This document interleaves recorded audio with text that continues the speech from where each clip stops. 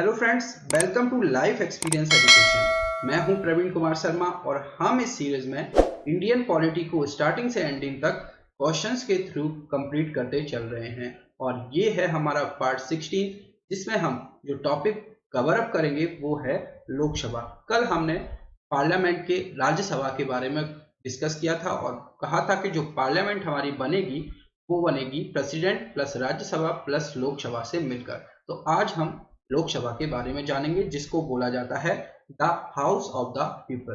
तो आप सभी मेरे साथ साथ क्वेश्चंस को सॉल्व करते चलें और लेक्चर के लास्ट में कमेंट सेक्शन में जरूर बताएं कि आपने कितने क्वेश्चंस के आंसर को सही टिक किया है। तो स्टार्ट करते हैं लेक्चर को बिना किसी देरी के क्वेश्चन नंबर फर्स्ट के साथ।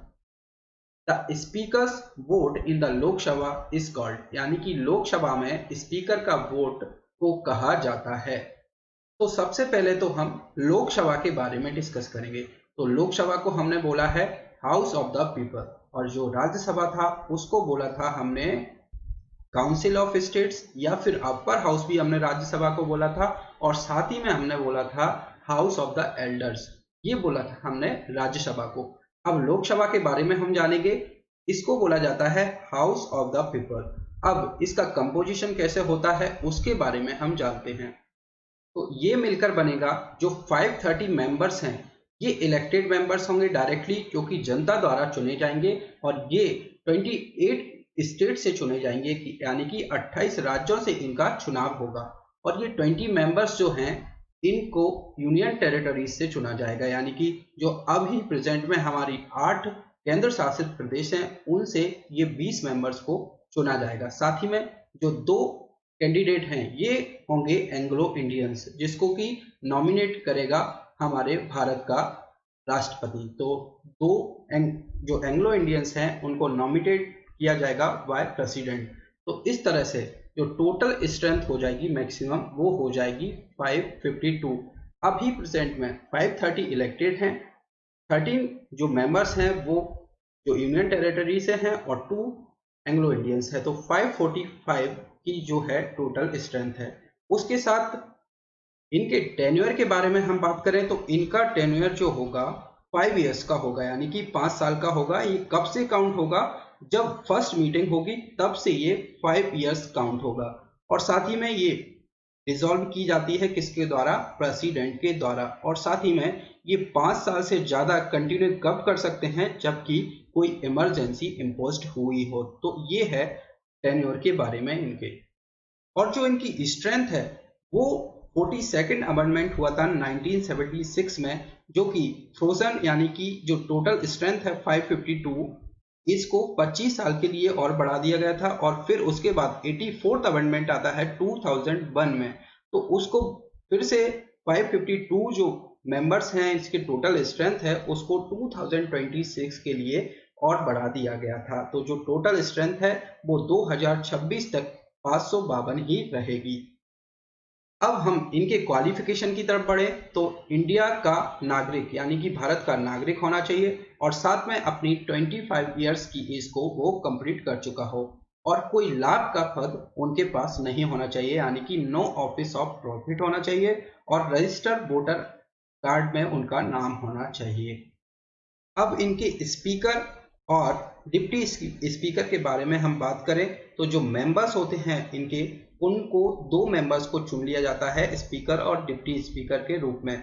और इनको रिमूव किसके द्वारा किया जाता है? इफेक्टिव मेजोरिटी के द्वारा किया जाता है, और उसके पहले इनको 14 डेज का नोटिस भी देना पड़ता है। तो ये 2 बार कोशिश हुई है इनको रिमूव करने की। कब कब? जब सीवी मावलकर जी थे और सेकंड बलराम झाकर जी थे।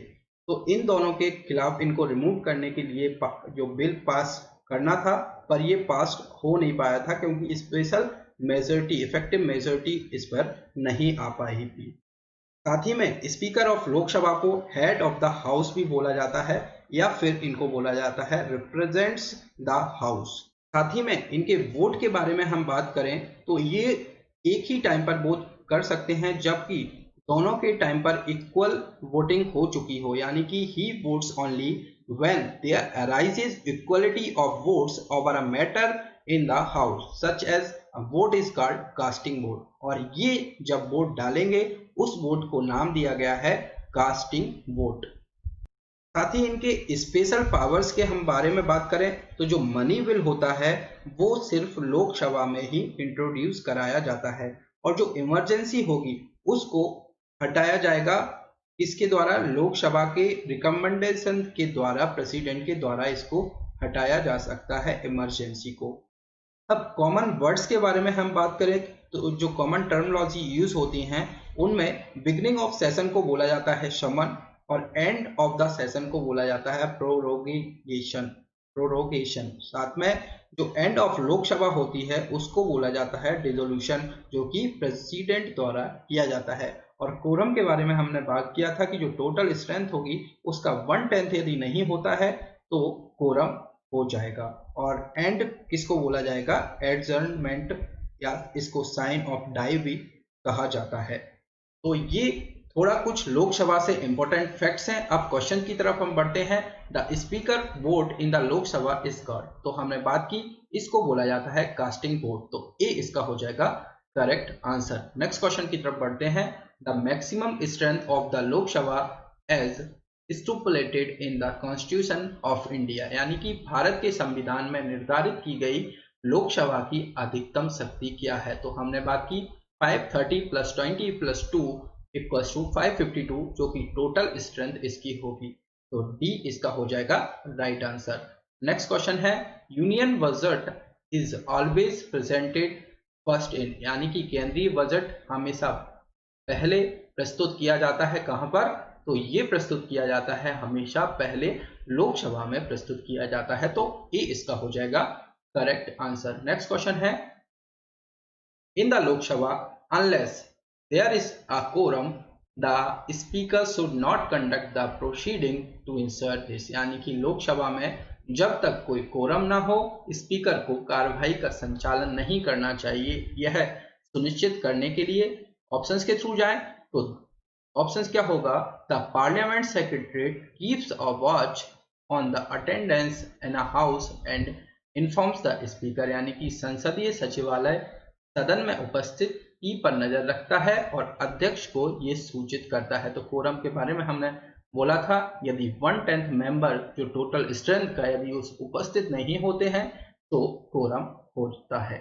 और जो पीठासीन के लिए यहाँ का जो अध्यक्ष है यानी कि जो स्पीकर है वो नहीं आएगा, तो बी इसका हो जाएगा करेक्ट आंसर। नेक्स्ट क्वेश्चन की तरफ बढ़ते हैं। The council of ministers of India union is collectively responsible to the, यानी कि भारतीय संघ के मंत्री परिषद सामूहिक रूप से इसके लिए जिम्मेदार हैं।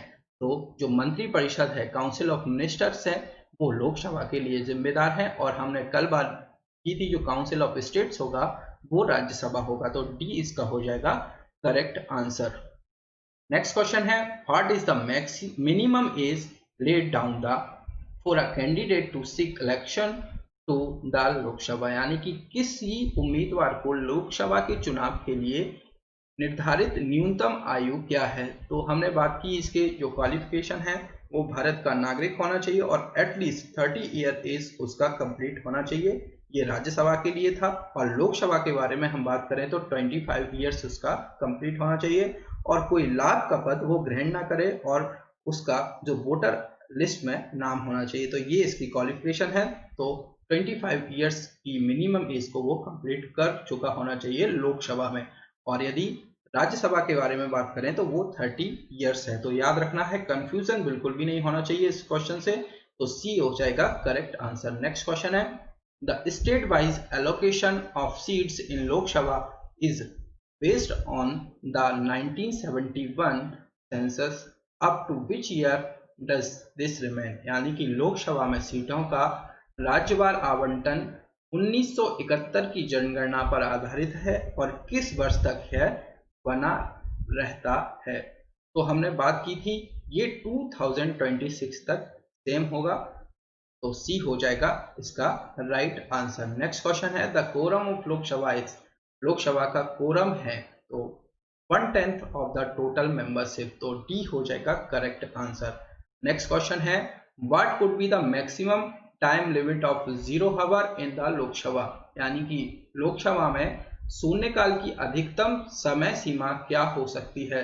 तो जो 0 आवर है वो लोकसभा और राज्यसभा के लिए सेम होगा और उसकी अवधि होगी 1 आवर्स की, यानी कि 1 घंटे की उसकी अवधि होगी। और जो 0 आवर होगा उसमें किस मैटर पर बात की जाएगी? तो जो any matter of urgent public importance पर बात की जाएगी और उन पर, तथा इसमें वो तुरंत कार्रवाई चाहते हैं। तो ये होगा हमारा शून्यकाल, जिसको कि हम 0 आवर्स बोलेंगे और इसका ड्यूरेशन होगा 1 घंटे का, यानी कि 1 आवर का। तो बी हो जाएगा करेक्ट आंसर। नेक्स्ट क्वेश्चन है the first female speaker of the Lok Sabha. तो ये थोरली आपको याद होना चाहिए, लोकसभा की पहली महिला अध्यक्ष कौन है? तो ये है मीरा कुमार। तो डी हो जाएगा इस क्वेश्चन का करेक्ट आंसर। मीरा कुमार लोकसभा की पहली महिला अध्यक्ष हैं। तो ये था आज का हमारा लास्ट क्वेश्चन। लेक्चर पसंद आए तो लेक्चर को लाइक और शेयर जरूर कीजिए अपने फ्रेंड्स के साथ, और लाइफ एक्सपीरियंस एजुकेशन के साथ जुड़ने के लिए चैनल को सब्सक्राइब भी कीजिए। Thank you.